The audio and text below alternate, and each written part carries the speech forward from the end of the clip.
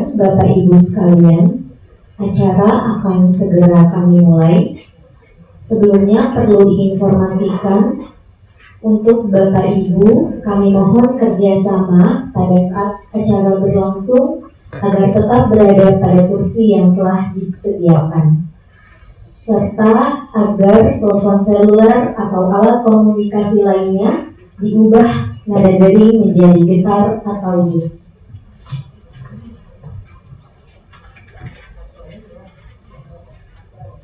Pertama-tama, dalam rangka meningkatkan nasionalisme,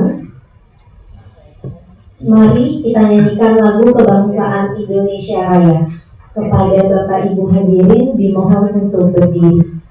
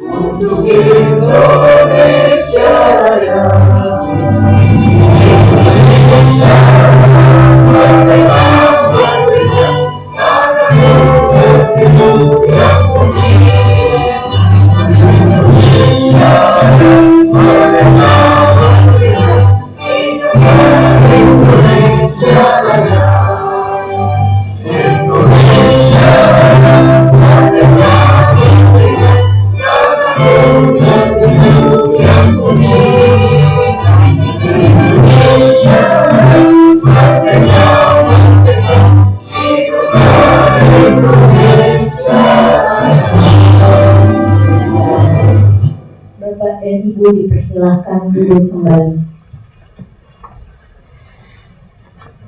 Yang kami hormati Dirjen Pembinaan Hubungan Industrial dan Jaminan Sosial Tenaga Kerja, Ibu Indah Anggoro Putri, Kepala Dinas Tenaga Kerja, Transmigrasi dan Energi Provinsi DKI Jakarta, Bapak Dr. Insinyur Hari Nugroho MM, Direktur Hubungan Kerja dan Pengupahan Kementerian Tenagakerjaan Republik Indonesia, Ibu Dinar Titus Jogaslitani MBA, para narasumber Bimtek Pengupahan Berbasis Produktivitas, Kepala Bidang Hubungan Industrial dan Kesejahteraan Pekerja, Bapak Purnomo SHMM, Koordinator Bidang Pengembangan Pengupahan PHI dan Jamsos, Bapak Awali Nurdin SSOS, serta Bapak Ibu peserta bimbingan teknis pengupahan berbasis produktivitas. Assalamualaikum warahmatullahi wabarakatuh. Salam, Om Swastiastu, Namo Buddhaya, dan salam kebajikan. Puji dan syukur senantiasa kita panjatkan kepada Tuhan Yang Maha Esa, karena atas berkat limpahannya di hari yang berbahagia ini, Senin 19 Agustus 2024, kita dapat hadir di Hotel Maya Jakarta dalam rangka bimbingan teknis pengupahan berbasis produktivitas. Hadirin serta undangan yang berbahagia, sebagai wujud rasa syukur atas segala nikmat Tuhan Yang Maha Kuasa, berharap seluruh rangkaian acara kegiatan ini dapat berjalan dengan lancar, agar kita memulai dengan doa sesuai agama dan kepercayaan masing-masing. Kepada Bapak Ibu, doa dimulai.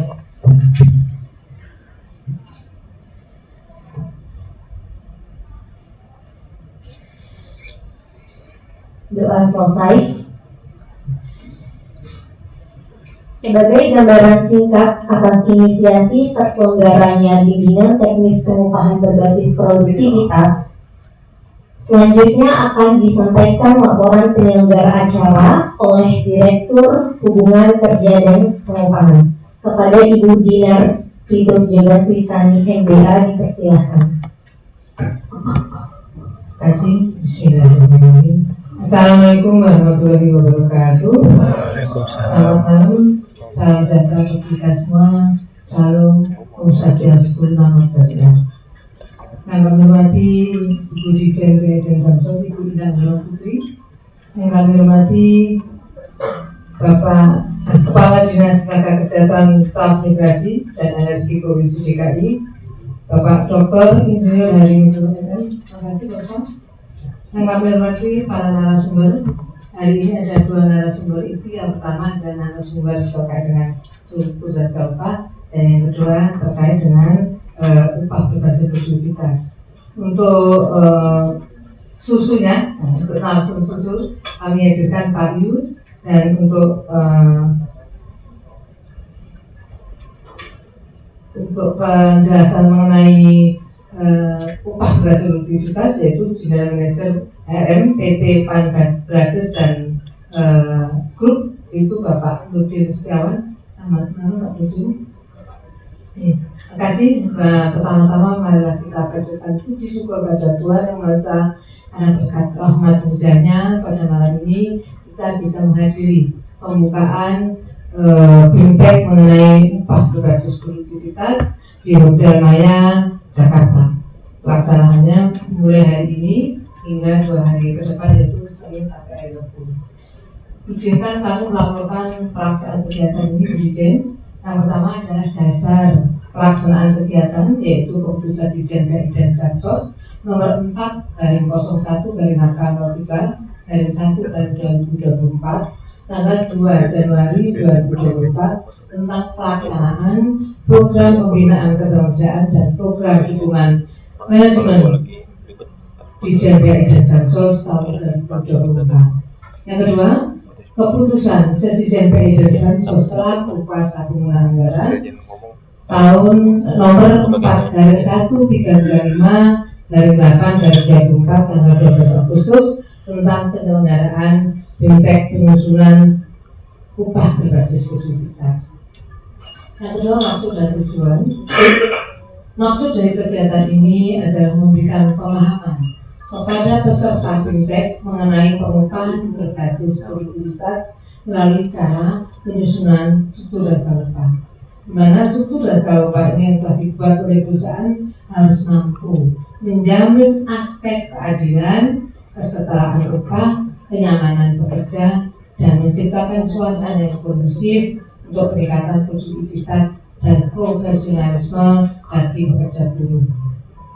Sedangkan tujuan dari BIMTEK ini adalah mampu menyusun struktur jadwal upah dan menerapkan berdasarkan sistem manajemen kinerja dalam rangka mewujudkan pengupahan berbasis produktivitas. Dirjen ini bedanya dengan BIMTEK susu. Kalau susu itu umumnya perusahaan yang belum mempunyai susu. Jadi secara WLKP mempunyai susu dan dibuat di BIMTEK di menentukan cara. Jadi kalau peserta upah berbasis produktivitas biasanya sudah mempunyai susu, tapi di tingkatan tidak hanya membuat susu, tapi bagaimana memasukkan kinerjanya menjadi manajemen jadi manajemen kinerja.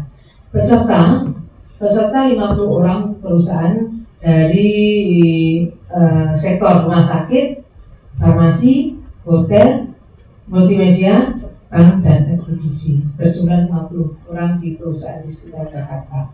Dengan narasumber tadi saya sampaikan Bu Dirjen yang dari luar adalah praktisi pengupahan dan General Manager ARM PT Pan Brothers dan Grup.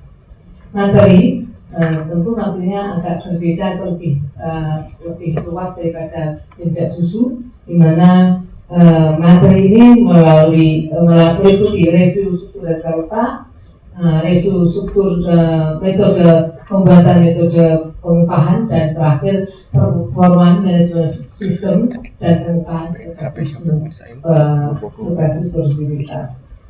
Pembiayaan dari Ditjen PI dan Samsos anggaran tahun 2024 dan waktu dan pelaksanaan kegiatan ini mulai dari hari ini sampai dengan Rabu, jadi tanggal 19 sampai 21 Agustus tahun 2024. Bertempat di Hotel Maya, Jakarta, Bekacang, Jakarta. Demikian Bu Dirjen, kami mohon Ibu berkenan untuk membuka sekaligus memberikan arahan pada kegiatan ini. Demikian, terima kasih. Bila taufiq wal hidayah. Assalamualaikum warahmatullahi wabarakatuh. Waalaikumsalam. Terima kasih atas laporan acara penyelenggaraan yang telah disampaikan. Selanjutnya, dalam upaya menyamakan persepsi sekaligus sinergitas pemerintah daerah khususnya di Provinsi DKI Jakarta, utamanya untuk mewujudkan visi baru hubungan industrial, berikut kita simak bersama sambutan selamat datang dari Kepala Dinas Tenaga Kerja, Transmigrasi dan Energi Provinsi DKI Jakarta. Kepada Bapak Dr. Insinyur Hari Nugroho MM, dipersilakan.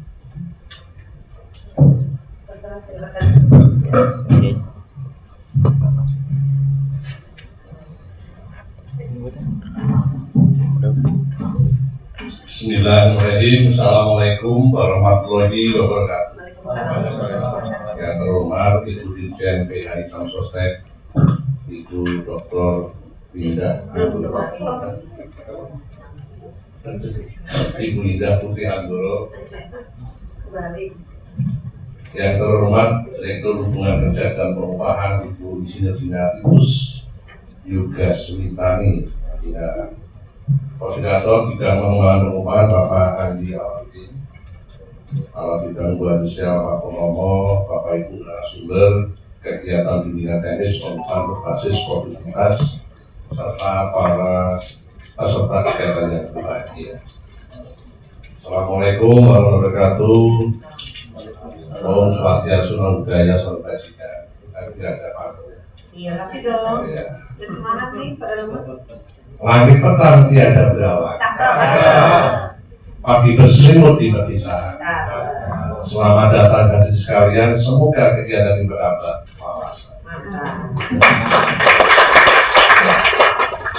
Satu lagi boleh nggak? Bagus ya. Tangan kota asli dan bersih, selalu dijaga sepenuh hati. Terima kasih banyak dari kami sudah berkenan hadir di acara ini. Pertama-tama, marilah kita panjatkan puji syukur kehadirat Allah Subhanahu wa Ta'ala atas karunia dan hidayahnya yang sama-sama pada malam hari ini kita masih berada sehat, berkah, kita bisa berkumpul dalam rangka acara bimbingan teknis pengupahan berbasis produktivitas. Pada kesempatan ini saya mengucapkan terima kasih kepada Ibu Dinas selaku Direktur Hubungan Kerja dan Pengupahan beserta jajaran telah menyelenggarakan kegiatan ini. Dan saya dapat selamat datang pada para peserta. Bapak Ibu yang saya hormati, kalau kita bicara upah merupakan salah satu aspek ya yang paling penting dan dominan dalam hubungan kerja. Berbagai pihak terkait melihat upah dari sisi masing-masing berbeda.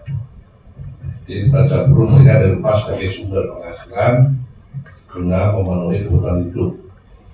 Pada buruh artinya yang secara psikologis juga dapat menciptakan kepuasan bagi pada buruh. Bila dilihat pengusaha melihat upah itu sebagai salah satu biaya produksi. Jadi karena itu pemerintah meletakkan kebijakan pengupah sebagai salah satu program strategi nasional dalam rangka memberikan hak dan kewajiban buruh atas penghidupan yang layak bagi kemanusiaan serta meningkatkan prerogatif perusahaan. Memang kita juga lagi menyusun namanya kalkulator produksi. Jadi untuk menghitung berapa sih produktivitas dari si perusahaan. Apakah memang perusahaan itu sudah produktif? Kalau perusahaan sudah produktif berarti antara pengusaha maupun pekerjanya sudah clear.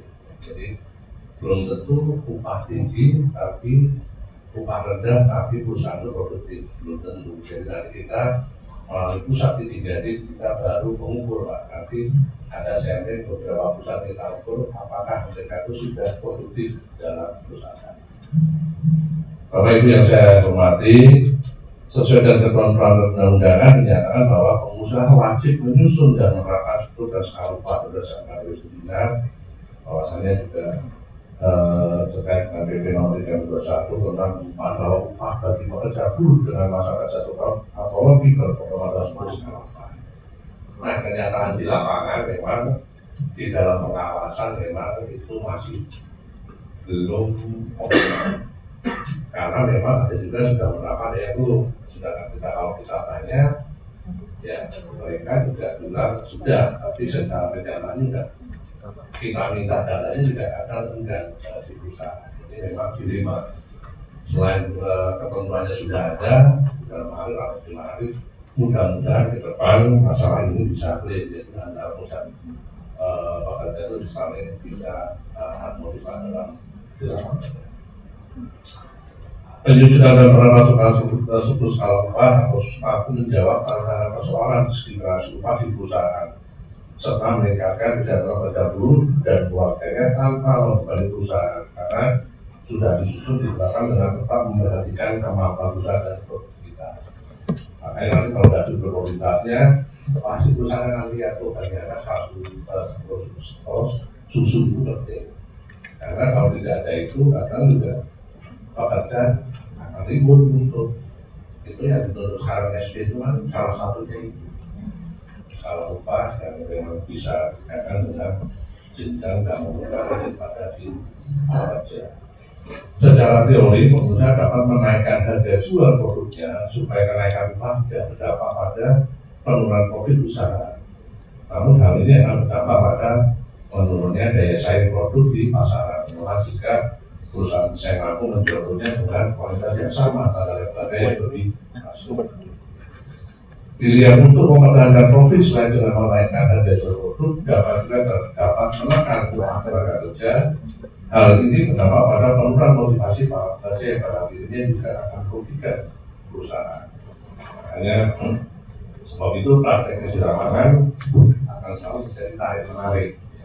Kepentingan antara pekerja buruh dengan pengusaha terkait dengan besaran upah yang diberlakukan di suatu perusahaan. Produktivitas pekerja buruh merupakan kunci utama daya saing pada level mikro perusahaan maupun secara makro. Pada level negara, akumulasi produktivitas seluruh perusahaan di suatu negara akan menentukan mampu atau tidak negara tersebut bersaing dengan negara lain. Apalagi nanti Jakarta setelah keluar Perpres itu nanti sudah menjadi bukan ibu kota. Ya, jadi tidak menunggu hari. Saya ini kemarin pas 17 Agustus Perpresnya keluar ternyata belum. Nah, ini kita berarti masih beberapa hari dulu sebentar lagi. Tapi dengan adanya spektakuler Jakarta Kota Global, ini menjadi challenge tantangan kita juga. Jadi artinya kita sudah melihat ke depan itu seperti apa 3 tahun ke depan. Istilahnya itu industri perdagangan besar kecil, makanan itu ke depannya seperti apa itu nanti akan digambarkan kondisi 3 tahun ke depan akan kelihatan. Sekarang sudah berpindah kan. Produksi perusahaan atau pabrik yang pakai mendapatkan pekerja itu sudah bergeser ke arah Jawa Tengah, Jawa Timur karena pabrik mampu lagi membiayai produksi padahal dari lagi. Jadi sekarang di Jawa Tengah Banten kemarin investasi besar-besaran pabrik pada pindah ke sana. Nah ke depan jangan seperti apa ya nanti ke depan sudah kayak kota Singapura hanya service city memanfaatkan gedung perkantoran, destinasi wisata maupun yang lain. Bapak Ibu sekalian, semoga dengan hadirnya Bapak Ibu dalam kegiatan ini dapat menerapkan sistem pengupahan berbasis produktivitas yang mampu meningkatkan kinerja perusahaan sekaligus meningkatkan kesejahteraan pekerja dan buruh di perusahaan. Terlebih lagi Jakarta sudah menjadi kota yang berbeda, memiliki fungsi strategis sebagai pusat perekonomian dan sebagai kota global yang menjadi pusat jejaring bisnis. Terakhir, pantun menutup, izin, buang sampah pada tempatnya. Jangan buang di kolong meja. Saya diharapkan ya bisa. Kita buat skala upah agar produktif dalam bekerja. Terima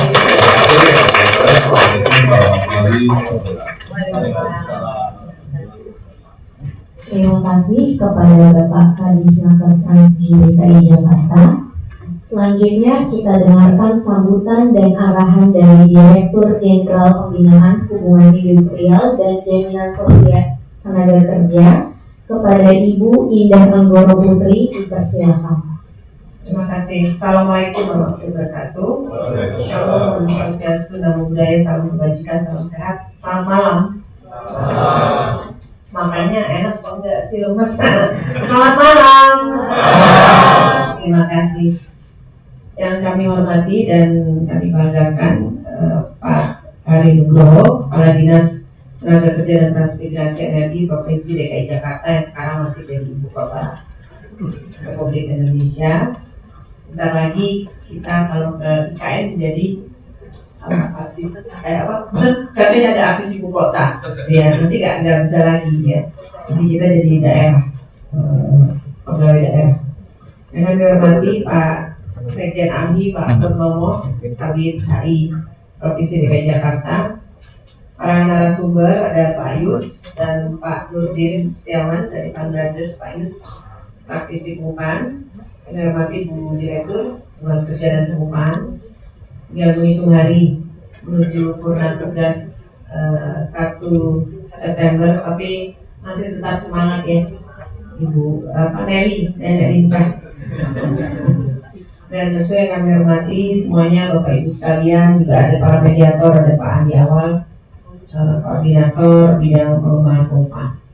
Baik, pertama-tama saya mohon maaf agak terlambat karena tadi mendampingi Bu Menaker hadir di live Metro TV tentang undang-undang PRT, pekerja rumah tangga.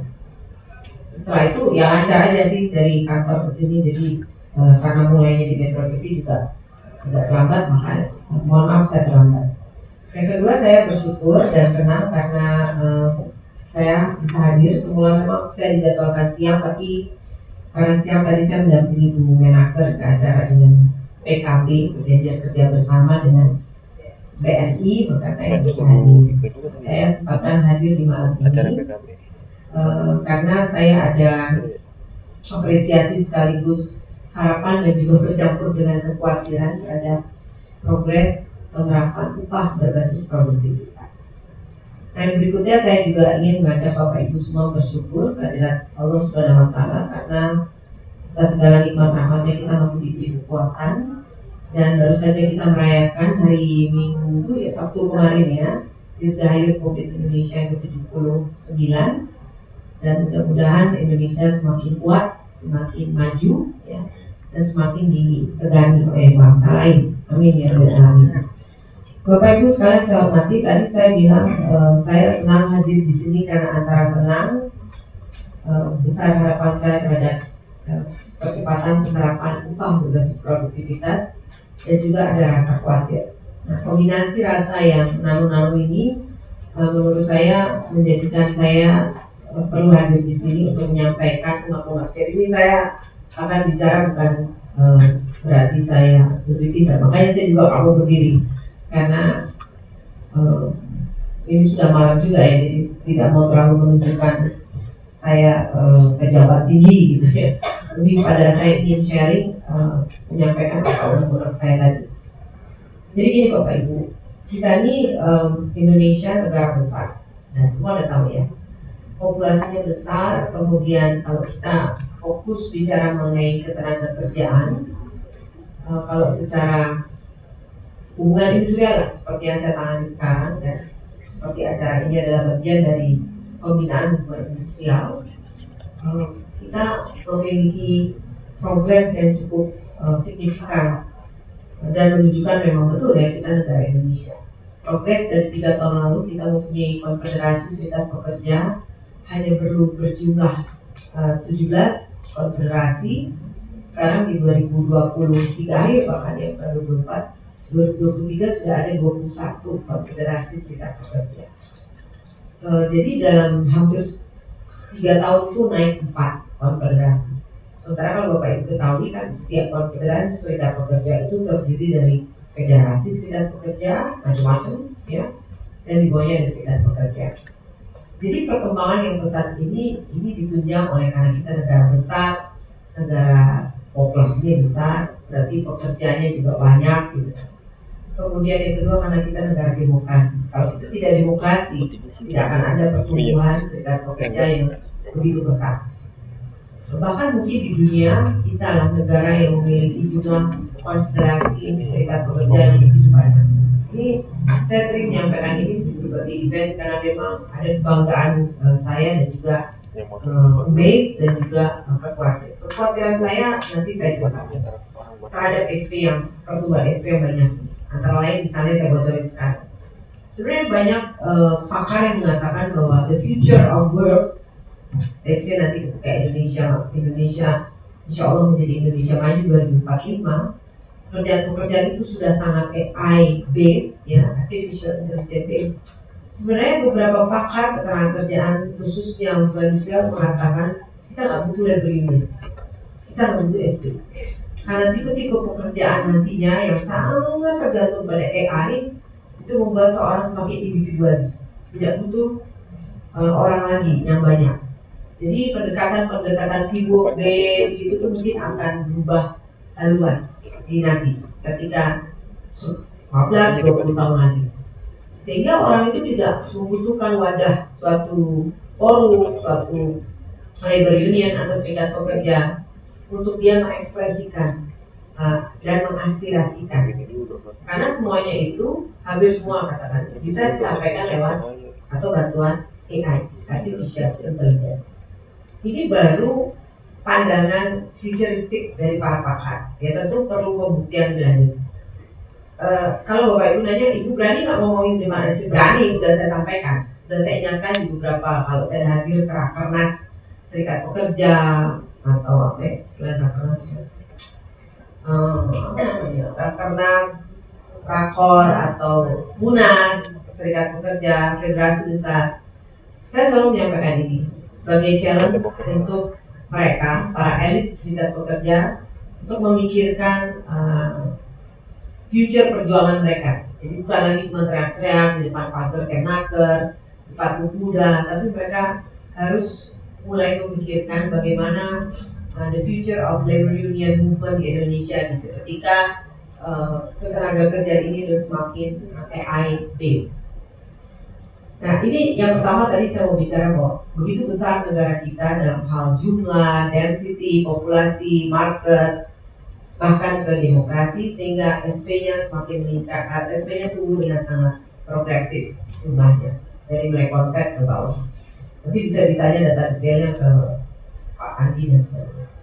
Yang kedua, kita ini negara besar karena kita sudah berani merumuskan negara besar yang kemudian menjadi emerging countries dan kelas menengahnya semakin banyak.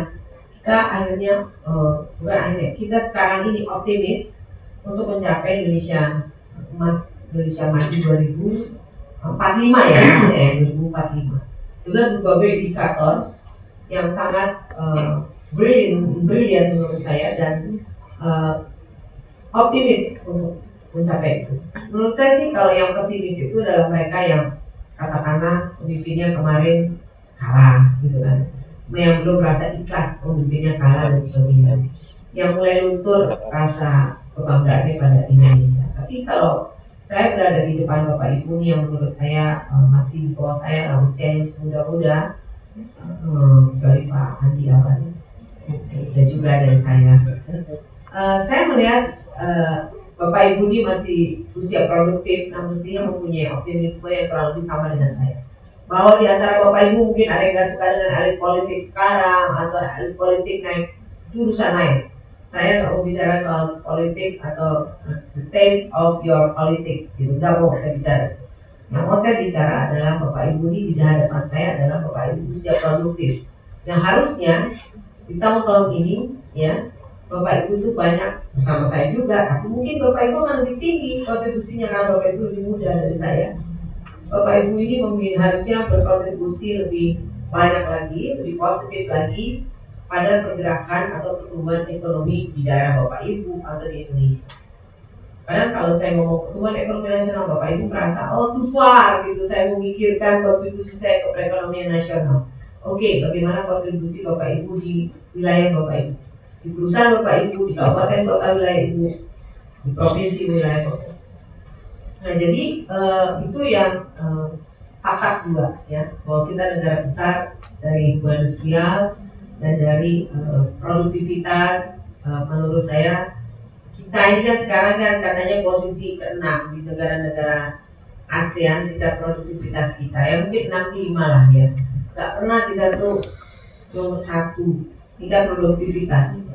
Walaupun saya dalam banyak diskusi juga mengkritisi instrumen, variabel, indikator mengukur produktivitas negara ini memang harusnya ada review dong. Gak boleh dari mulai saya eselon 4 sampai saya eselon 1 kok ya segitu-gitu aja.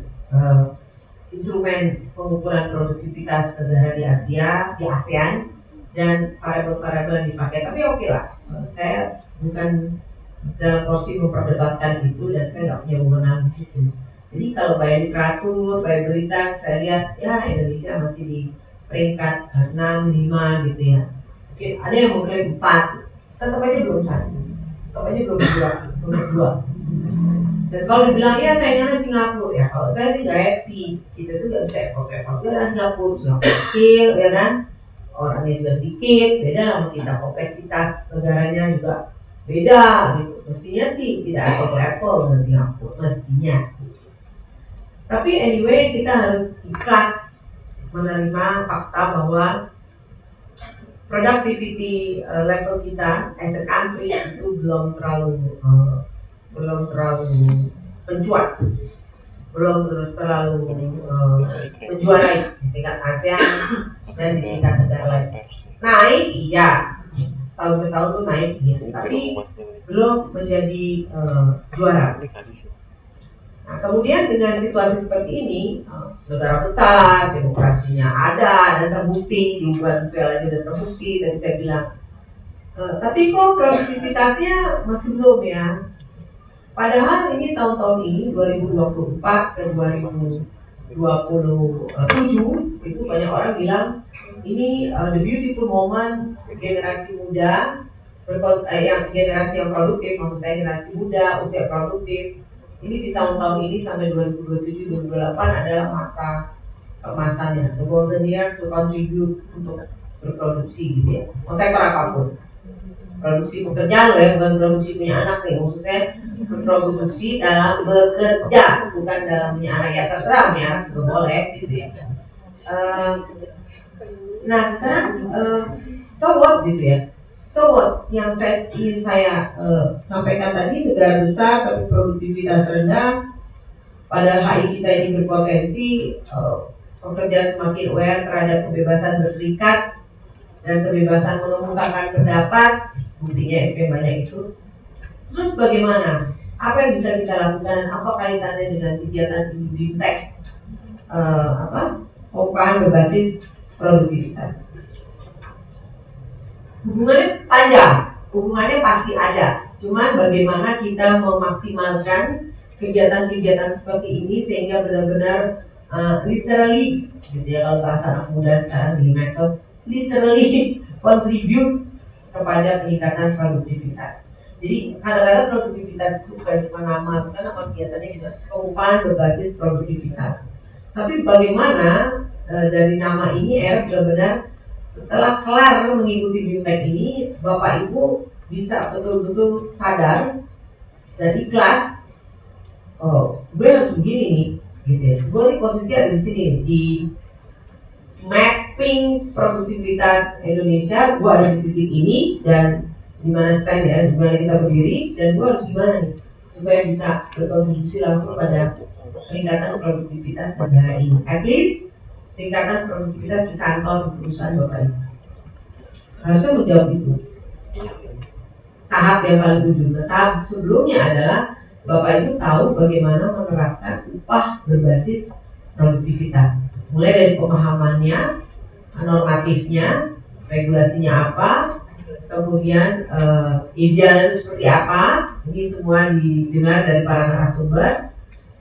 Akhirnya ibu tahu how to do-nya, bagaimana mengimplementasikannya. Dengarkan juga dari pengalaman katakan Pan Brothers ketika menerapkan itu. Jadi yang ingin saya dorong dalam pembukaan ini dalam pembukaan malam ini sampai besok ya Bu ya. Sampai besok Bapak Ibu harusnya capek-capek datang dan mengikuti kegiatan ini di sini. Dan juga Bapak Ibu mesti ingat ya, kegiatan ini pakai dana APBN, bukan dana saya pribadi, bukan dana Pak Kadis pribadi, bukan dana Bu Dina pribadi, bukan. Ini pakai APBN, uang negara. Kalau kata orang-orang yang suka mengkritik pemerintah, uang rakyat, gitu ya, uang rakyat. Jadi bagaimana kegiatan ini yang bersumber dengan dana APBN atau extremely safe uang rakyat bisa benar-benar bermanfaat. Tidak hanya bagi diri individu si pesertanya, tapi juga bagi perusahaan di mana Bapak Ibu bekerja nantinya. Dan syukur-syukur bagi kontribusi perekonomian di wilayah di mana perusahaan Bapak Ibu berada. Harusnya dipikirkan di situ. Saya perlu ngomong ini untuk men-challenge Bapak Ibu, sehingga dalam diskusi-diskusi mulai katakan udah mulai tadi gitu ya, sampai besok, sampai selesai itu, Bapak Ibu mulai kritis mendiskusikan ini, tanyakan kepada para narasumber dan diskusikan sesama peserta. Karena saya mempunyai, dan tadi kan di awal saya punya rasa nano, saya mempunyai kesedihan atau katakanlah kekecewaan juga ya. Karena by data memang perusahaan di Indonesia yang menerapkan perusahaan penerapan upah berbasis produktivitas sampai dengan 2024 ini masih kecil ya Pak Andi ya, masih kecil. Ini data tadi yang dikasih ke Yani dari Pak Andi ya. Nah ya, coba ini sampel aja di beberapa kota di Indonesia ya, belum semua. Wilayah Manado, Sulawesi Utara itu baru 47 perusahaan. Percaya nggak misalnya di Manado itu perusahaannya cuma 50 misalnya, percaya nggak? Pasti lebih kan? Iya nggak? Jadi kalau ini baru 47, walaupun kita nggak tahu Manadonya total berapa, dengan 47 banyak atau sedikit? Sedikit ya, Manado gitu loh. Ya, walaupun Bapak Ibu belum pernah ke Manado, tapi di Manado itu bayangkan buat Bapak Ibu yang belum pernah ke, itu banyak produksi ikan, banyak perusahaan pengolahan dan pengalengan ikan, ya Bu ya. Banyak kemudian UMKM-nya itu bukan sektor informal, pedagang, pedagang asongan bukan, tapi UMKM yang cukup mumpuni gitu ya. Nah itu terdata di kami baru 47. Lalu wilayah Mojokerto, Jawa Timur, ini kota tempat lahir Ibu Menaker. Ini lumayan, 84 perusahaan, lebih gede deh benar. Ini nggak tahu yang nulis gara-gara takut kotanya Ibu, apa gimana kalau ditulis gede. Tapi tetap aja kecil, Mojokerto cuma 84. Saya berkali-kali ke sana, yakinlah perusahaan di sana jauh lebih banyak daripada 84 ini. Ya katakanlah 100 ya masih oke, tapi kan tetap belum maksimal. Kemudian wilayah Solo, wilayah Solo Jawa Tengah cuma 46 perusahaan. Makassar sedih lagi, cuma 35 perusahaan. Yakin nggak? Pasti lebih kan? Makassar gitu loh. Malang, Jawa Timur cuma 44 perusahaan. Palembang, Sumsel 37 perusahaan. Nah yang spektakuler ini yang dekat Jakarta, Cikarang, Bekasi. Bayangan Bapak Ibu kan Cikarang banyak pabrik kan? Iya nggak? Lebih dari 100 nggak? Lebih ya? Ini cuma 45 perusahaan yang menerapkan upah berbasis produktivitas. Jadi nggak ada yang di atas 100. Paling tinggi cuma untuk 80. Yang lain 21. Padahal investasi kita lewat APBN ya, Pembinaan ini melatih bintang struktur skala upah, sering dihadiri Pak Yus ya. Sudah berapa tuh Pak Yus dari 2021? Ada berapa? 2000? Hah? Susu aja 3.000. Susu jangan traveling ya pada ya, udah malam ya. Susu struktur skala upah ya, bapak-bapak jangan traveling ya macam-macam. Perusahaan yang diajarin menerapkan struktur skala upah dengan APBN, diajarin di tempat Ibu Dina dan Pak Yus ya, Ini sudah 3.000 perusahaan dari tahun 2022 saja Bu ya. Tahun 2021 sampai 2024 awal. Ini udah berapa 3.000 lah, 3.000. Tadi jumlah yang saya sebut emang ada 3.000, nggak ada kan? Paling berapa? 200. Ya itu upah berbasis produktivitas memang. Tapi logikanya perusahaan yang sudah menerapkan struktur skala upah secara benar, secara tepat, sebenarnya akhirnya dia menerapkan upah berbasis produktivitas.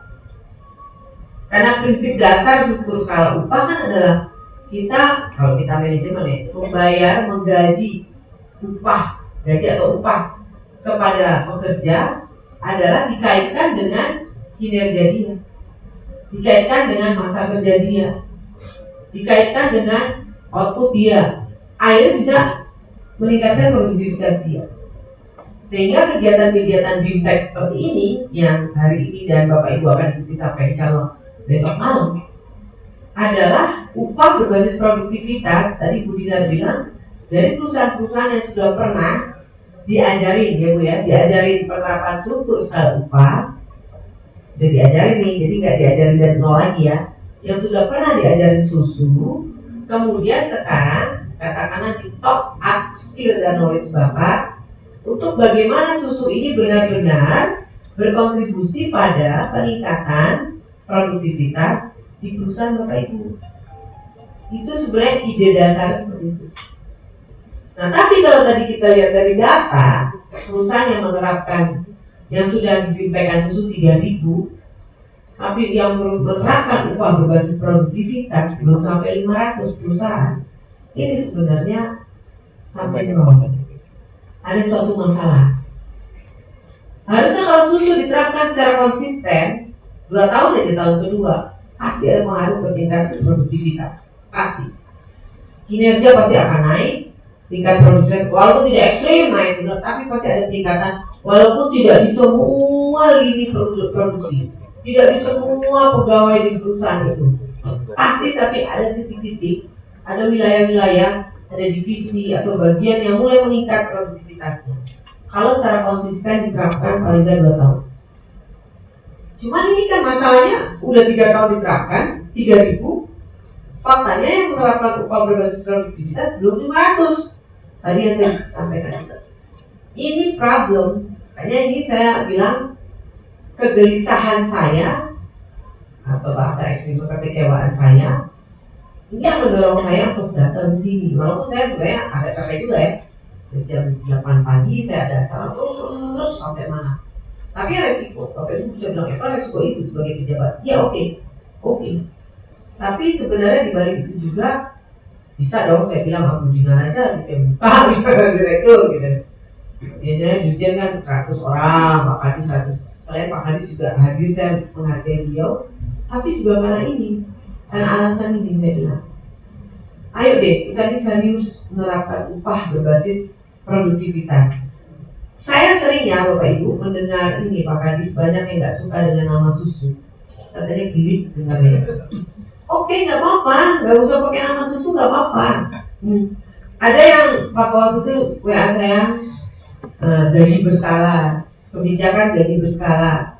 Ada yang bilang, Bu, saya mau namain namanya di perusahaan saya gaji berstruktur. Ya nggak apa-apa. Yang penting prinsipnya adalah perusahaan memiliki kebijakan gaji yang berskala atau berstruktur, ada tingkatan-tingkatannya gitu ya, yang disesuaikan dengan pengalaman kerja, kompetensi pekerja, produktivitas, ya termasuk tanggung jawab dan nggak boleh putus nih kemampuan perusahaan. Nggak boleh juga kita bilang ini ada tarikan apa sih? Disesuaikan dengan pengalaman, kompetensi, tanggung jawab dan produktivitas pekerja, udah berhenti di situ.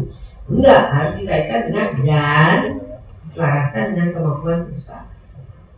Jadi ayo saya ingin mendorong ya, kalau saya nggak banyak kegiatan gitu ya, saya mau ikut nongkrongin gitu kegiatan ini. Cuman kan karena ini juga knowledge buat saya, mungkin saya bisa mendapatkan jawaban kenapa upah berbasis produktivitas atau kebijakan pengupahan berbasis produktivitas di Indonesia masih sedikit jumlahnya dibanding dengan kita sudah invest 3.000 perusahaan, kita latih mengenai how to do susu.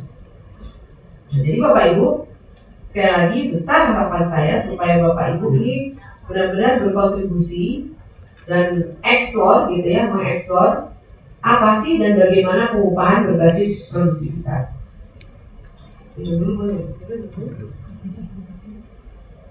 Nah, Bapak Ibu sekalian saya hormati,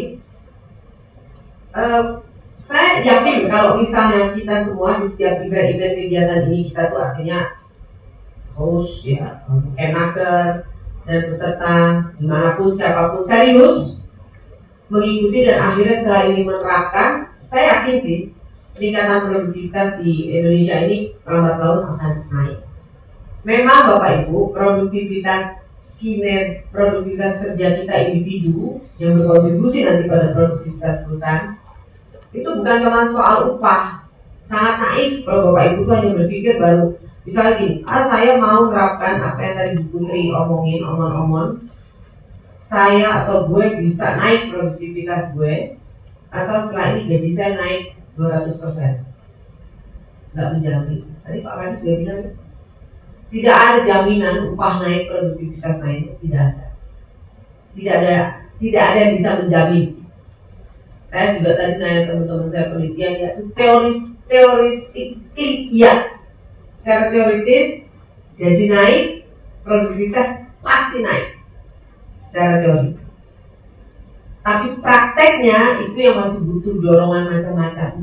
Jadi itu bukan single variable. Oh kalau itu gaji naik, pasti langsung produktivitas naik. Enggak. Ada beberapa variabel pendorong juga. Mungkin iya naik, tapi tidak cepat dan tidak seprogresif yang kita harapkan. Pengupahan berbasis produktivitas. Jadi perlahan Bu, perlahan iya kalau kita diamkan aja, nggak kita maintain, nggak kita koyokin gitu dengan variabel-variabel lain. Apa contohnya? Upskilling, reskilling. Jadi kalau orang dikasih gaji kamu 10.000 ya, kemudian besok karena saya habis ikut BIMTEK saya naikin kamu 25.000, besok awal September produktivitas kamu naik, nggak bisa sempat amat. Mungkin naik tapi setelahnya tidak akan progresif, improve progress. Akan sangat ideal kalau memang dibarengi dengan hal-hal lain, variabel lain yang memang mendongkrak produktivitas si pekerja.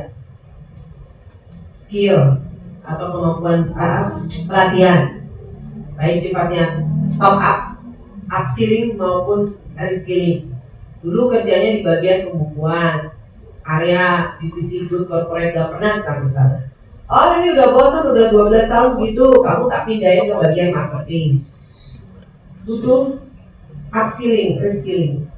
Dia udah lama berbelasan tahun kerjanya, urusannya buku, mengontrol etika pegawai, GRC dan sebagainya.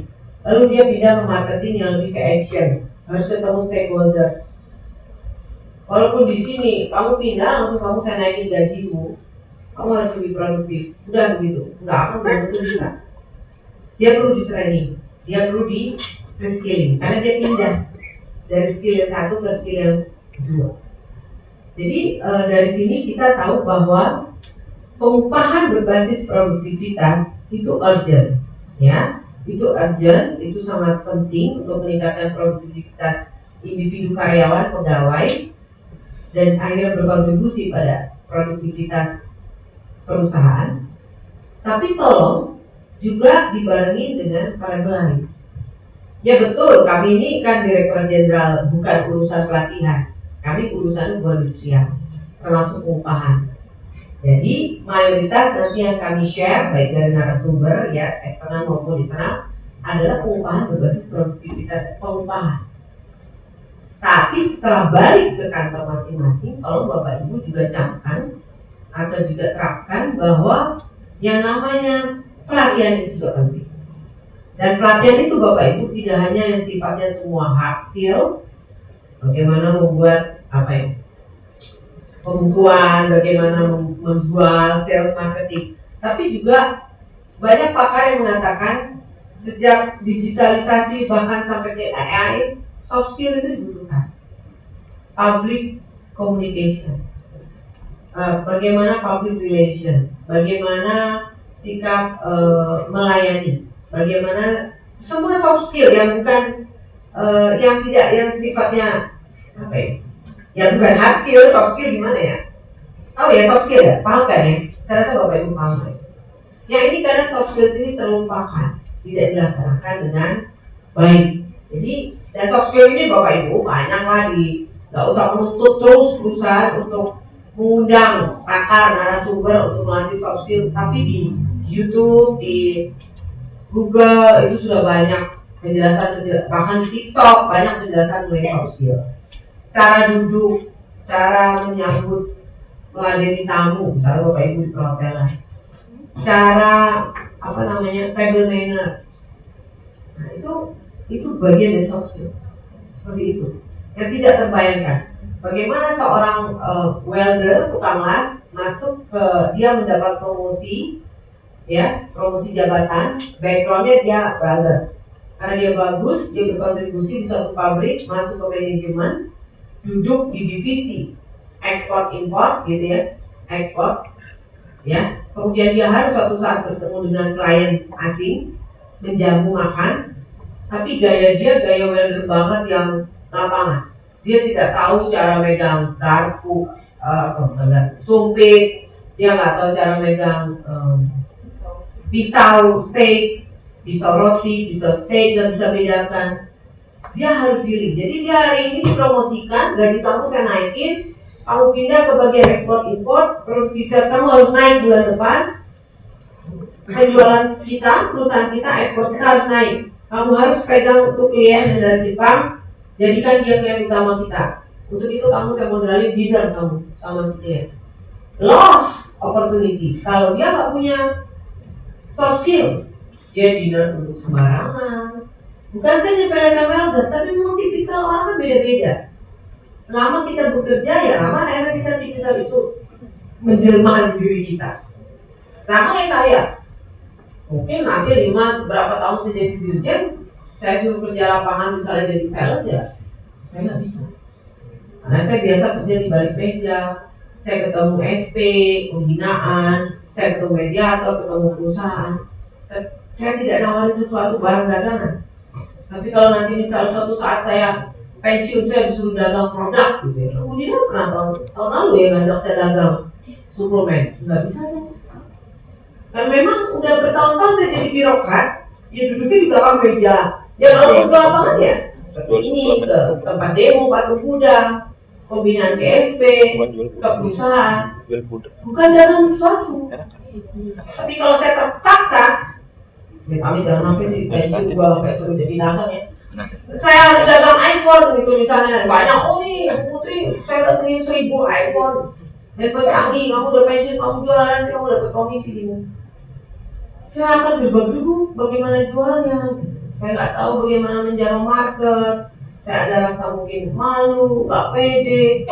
Itu semua adalah soft skill. Itu soft skill. Bagaimana saya bisa menggait klien, bagaimana saya bisa menegosiasi supaya beli. Karena ada orang bilang, tapi ibu dulu bisa kok sosial dialog, ibu pimpin negosiasi dengan perusahaan pekerja yang berantem, ibu bisa nengahin. Beda, konteksnya beda. Ini negosiasi memaksa orang untuk beli, ngeluarin duit, beli barang dagangan. Beda. Saya nggak mampu itu, makanya butuh soft skill. Nah, ini saya mau bilang bahwa bukan berarti saya tadi jelekin welder. Tapi kalau welder dia bertahun-tahun kerja, welder tahu kan ya, tukang las ya, tahu ya. Tukang las bertahun-tahun di sana, apalagi las bawah air. Ketika dia udah dipromosikan bangun dari laut, dia mesti ngajak dinner klien besar, orang Jepang. Kalau Jepang makanannya ada tata keramanya dari mulai pembukaan, muka dimah sampai penutup dan ketentuan lain kalau di undang-undang. Caranya tuh beda. Bisa loss opportunity dia untuk dapetin best and big client. Kalau dia nggak di perusahaan nggak ngasih dia soft skill. Paling nggak, lu klien besar minggu depan, ya coba lu sekarang belajar dulu nah. Kasih lihat di YouTube, kasih ini panggil pakar.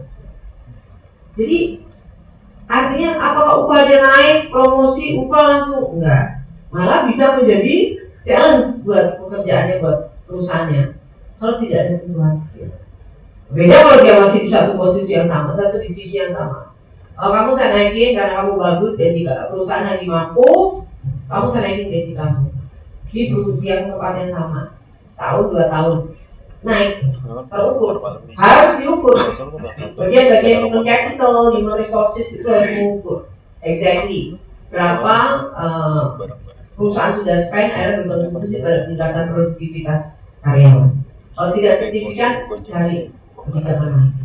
Nah, jadi yang mau saya sampaikan dari tadi saya maksud adalah mudah-mudahan Bapak Ibu mengikuti kegiatan BIMTEK pengupahan berbasis produktivitas ini secara serius tapi santai, exploring the ideas, exploring kepo-kepo yang mau Bapak Ibu masih punya, tanyakan.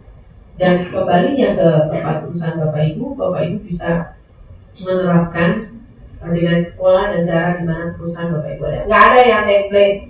Narasumber kan nanti katakan Pan Brothers ya sharing. Kan bukan berarti apa yang diterapkan di Pan Brothers harus exactly diterapkan di perusahaan Bapak Ibu. Oh enggak. Ambil pelajaran dari Pan Brothers. Ambil best practice yang bisa Bapak Ibu tiru walaupun tidak sama.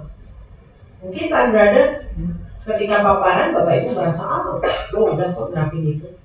Ya udah, tingkatkan, explore lebih lanjut.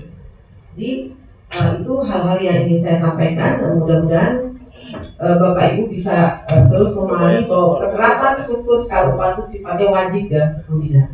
Sifatnya wajib. Nah kalau itu udah ada di undang-undangnya dari mulai 2017 Permenaker 1 tahun 2017, kemudian ada di Undang-Undang Cipta Kerja, ada di PP 36 ya, pengupahan itu ada. Di PP 51 juga ada pengupahan. 51 2023. Jadi itu dari 2017 sampai 2023 itu dikawal terus tuh oleh regulasi kita bahwa memang penerapan struktur skala upah itu adalah sifatnya wajib. Memang kelemahan kami pemerintah pengawasannya belum kencang, itu kami akui. Nah, tapi saya bukan dirjen pengawas, saya nggak elok untuk menceritakan kenapa. Tapi yang jelas bisa saya pahami kurang lebih sama dengan mediator industrial, jumlah pengawas yang masih kurang ya Pak Kadis di seluruh Indonesia, cuma Jakarta, di seluruh Indonesia. Dan yang lebih sedihnya, memang sejak diterapkannya Undang-Undang Pembagian Kewenangan Daerah, pengawas itu adalah milik ke provinsi. Kan gitu Pak Adis? Milik provinsi. Jadi Kemnaker kurang mempunyai perpanjangan tangan. Ya kalau saya mah DKI ya, baik hubungannya bisa. Anytime, Pak tolong untuk periksa. Ada pengaduan nih, keseledoran perusahaan, keteledoran perusahaan di wilayah DKI karena hubungan baik. Tapi kan tidak semua bisa langsung dan tidak selalu saya bisa begitu. Suatu saat Pak Kadis sudah akan merasa ini wilayah gua, kenapa Bu Putri ikut campur? Karena kita harus bekerja itu birokrat juga harus respect pada regulasi undang-undang pembagian kewenangan daerah. Ini jangan sampai niatnya koordinasi malah jadi merusak hubungan itu juga nggak boleh ya. Jadi sekali lagi Bapak Ibu tentu besar harapan saya wakil panitia yang menyiapkan dan melaksanakan kegiatan BIMTEK pengupahan berbasis produktivitas ini, harapan kami adalah satu, Bapak Ibu memahami basic principles bagaimana how to do pengupahan berbasis produktivitas. Yang kedua, Bapak Ibu bisa paham untuk apa penerapan upah berbasis produktivitas itu. Dan yang ketiga tentunya Bapak Ibu tahu bagaimana menerapkan dan tahu di mana Bapak Ibu bisa berkontribusi bagi peningkatan produktivitas di perusahaan Bapak Ibu. Buat kami, buat pemerintah ya, Kemnaker, selain ini adalah kewajiban kami, bagian dari rencana strategis untuk terus melaksanakan edukasi-edukasi seperti ini. Tentu Kemnaker dan pemerintah, Pemda DKI dan semua secara nasional inginnya produktivitas kita meningkat terus. Apalagi kita menyambut pemerintahan baru dengan visi misi jelas menuju Indonesia Emas. Badan tadi sudah dilatih kepala badan gizi ya, kepala Badan Peningkatan Gizi ya. nggak pernah baca koran, nggak ada TV ya, di luar Olimpiade juga nggak. Jadi tadi ada reshuffle dan ada pelantikan kepala badan gizi.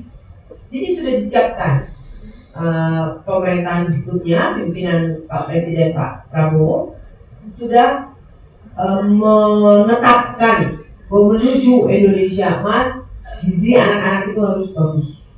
Karena kita ini kan lagi booming, baby booming. Nanti berarti baby booming sebenarnya udah 2 tahun lalu.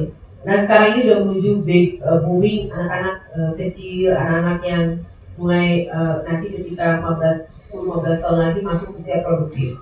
Nanti kalau tidak disiapkan gizinya mulai sekarang di masa-masa pertumbuhan, khawatirnya dia bukan menjadi manusia produktif ketika kita benar-benar lagi bonus demografi, mereka menjadi manusia yang kurang gizi, masih stunting, tidak berpikir cepat, lemot, gagap, IT dan sebagainya. Jadi harus disiapkan dari sekarang sehingga betapa pentingnya namanya gizi buat anak-anak dari mulai kandungan sampai terutama usia-usia sampai dengan katakan SMP, di mana disitulah sel-sel manusia katanya mulai disiapkan untuk menyambut nanti ketika usia produktif di atas 20 tahun. Jadi ini serius gitu, makanya kita yang bukan urusan gizi nih, saya gitu ya, Kemnaker yang bukan urusan gizi juga harus selaras dengan visi misi beliau, ya otomatis harus dong, kan kita bagian dari pemerintahan. Kita menyiapkan dari sisi penyiapan hubungan industrial yang harmonis, produktif dan berkeadilan.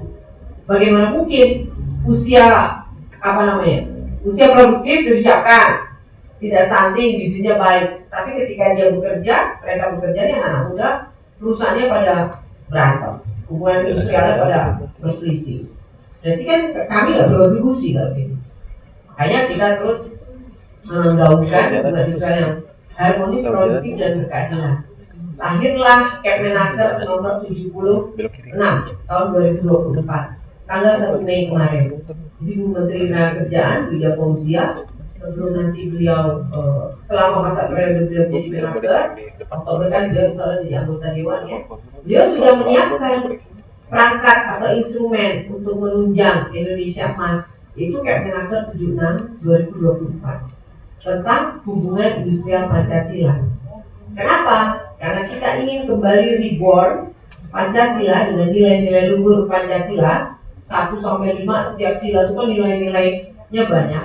Itu menjadi pegangan buat kita semua dalam menghadapi hubungan industrial yang kedepannya akan mulai sekarang aja ya, mulai sekarang udah semakin kompleks. Karena apa? Situasi lagi unpredictable. Perang, situasi ekonomi dan sebagainya. Rata-rata perekonomian negara lain, national economic growth-nya cuma antara 3-4,5%. Ada yang cuma 1,5%. Indonesia bisa stand to 5%. Ini berkah luar biasa. Tapi kan kita nggak hidup sendiri. Kita produksi, ekspor, negara lain lagi tepar ekonominya, tekstil contohnya. Jadi PHK banyak. PHK per hari ini 45.000 lebih. Dominan sektor tekstil. Dan dominannya sekarang di Provinsi Jawa Tengah, Papua, bukan di DKI lagi. Papua itu kesel, kenapa kok disebut DKI yang jumlah PHK banyak?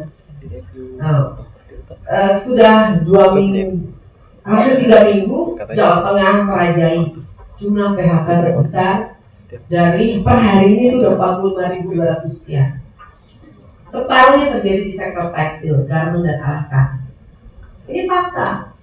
Nah, bagaimana mungkin kita tidak, kalau kita nggak punya pegangan hubungan industrial Pancasila, tidak mengedepankan musyawarah mufakat, sosial dialog, kemanusiaan yang adil dan beradab, lebih parah dari itu. Saya dan para direktur mediator, kalau tidak ingat, tidak menerapkan, mungkin PHK bisa di atas 100.000 lebih. Tapi kita undang, kita temukan. Dan Pak Kadis beserta para mediator Kadis-Kadis Indonesia juga sama seperti itu. Makanya pentinglah namanya Kemnaker 76 tahun 2024 mengenai hubungan industrial Pancasila. Jadi kalau kita ada masalah skripsi, kita ingat lagi bahwa kita ini sebenarnya mempunyai nilai yang sama loh, yaitu Pancasila. Nenek moyang kita, leluhur kita sudah membawa nilai ini. Sudah ada namanya musyawarah mufakat. Tidak ada masalah yang tidak bisa diselesaikan as long as kita mengedepankan nilai-nilai luhur Pancasila tersebut. Jadi ayo Bapak Ibu, kita sambut pemerintahan baru dengan semangat yang terus optimis menuju Indonesia Emas 2045, tapi diawali 2030 dulu. Kelihatan nih kita akan kalau pesawat tuh take off 2030, Indonesia maju ya. Kemudian sudah disiapkan semuanya, perangkatnya, regulasinya. Kitanya sebagai warga yang harus serius juga melaksanakan. Dimanapun kita bekerja, sebagai human resources, human capital person, ya kita pastikan hubungan industrial baik, kita pastikan pengupahan berbasis produktivitas diterapkan sehingga produktivitas pekerja karyawan bisa meningkat, ya, dan daya saing perusahaan akhirnya juga meningkat. Dan kalau daya saing perusahaan meningkat, kontribusinya ke perekonomian baik di wilayah, kota, kabupaten akhirnya juga berkontribusi pada perekonomian di negara nasional, ya. Jadi demikian dapat saya sampaikan. Jadi selamat mengikuti BIMTEK, bimbingan teknis pengupahan berbasis produktivitas. Mudah-mudahan banyak ilmu, banyak kebaikan yang Bapak Ibu dapatkan selama mengikuti BIMTEK ini. Saya mohon maaf mewakili panitia jika ada kekurangan, kesalahan selama persiapan dan penyelenggaraan BIMTEK ini. Terima kasih banyak supportnya luar biasa as always dari Dinas Tenaga Kerja dan Transmigrasi Energi Provinsi DKI Jakarta, Ibu Kota Republik Indonesia. Sampai tidak sebutkan lagi, nggak usah sedih Pak, nanti kita main-main ke DKI. Terima kasih banyak. Dengan mengucapkan Bismillahirrahmanirrahim, saya nyatakan BIMTEK ini dibuka. Saya tutup dengan pantun ya, dan siapkan boleh ya. Tadi Pak Kadis 2, saya 1 aja ya. Bapak Ibu, saya menyapa Bapak Ibu semua. Ya, capek banget. Jadi nggak gitu. Ulangin ya. Malam ini saya menyapa Bapak Ibu semua. Walaupun ketemunya di akhir acara malam ini. Saya pesan selesai BIMTEK segera pulang ke rumah, bertemu keluarga agar happy semua. Kalau nggak yakin saya akan jawab. Kalau saya nggak sama bacain kasihan, tapi kalau dibacanya rada bingung juga sebenarnya. Terima kasih banyak. Semoga Allah Subhanahu Wa Taala Tuhan yang Maha Kuasa meridhoi segala ikhtiar baik kita dan mempermudah kita di segala urusan, baik urusan pekerjaan, keluarga dan lain-lain. Tetap semangat. Terima kasih. Wassalamualaikum warahmatullahi wabarakatuh. Terima kasih kepada Ibu Dirjen PNI dan Jamsos. Hadirin yang kami hormati, demikian acara pembukaan bimbingan teknis pengupahan berbasis produktivitas telah dilaksanakan. Kami atas nama pembawa acara mohon maaf atas segala kekurangan. Sebelum meninggalkan ruang acara, berkenan Ibu Dirjen PHI dan Jamsos, Bapak Kadisnaker Transi DKI Jakarta, Ibu Direktur Hubungan Kerja dan Pengupahan serta undangan untuk foto bersama. Kepada Bapak Ibu hadirin dimohon berdiri di tempat masing-masing. Untuk juru kamera dan kameramen dapat mengabadikan dari atas panggung.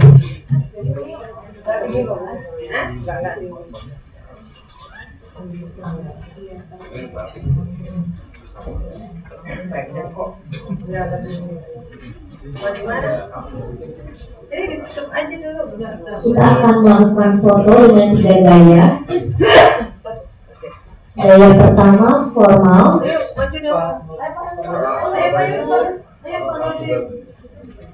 Saya hitung ya Bapak Ibu. Gaya formalnya.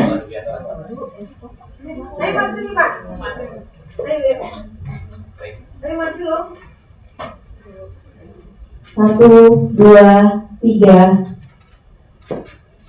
Gaya kedua, gaya semangat dengan mengepalkan jari ke atas.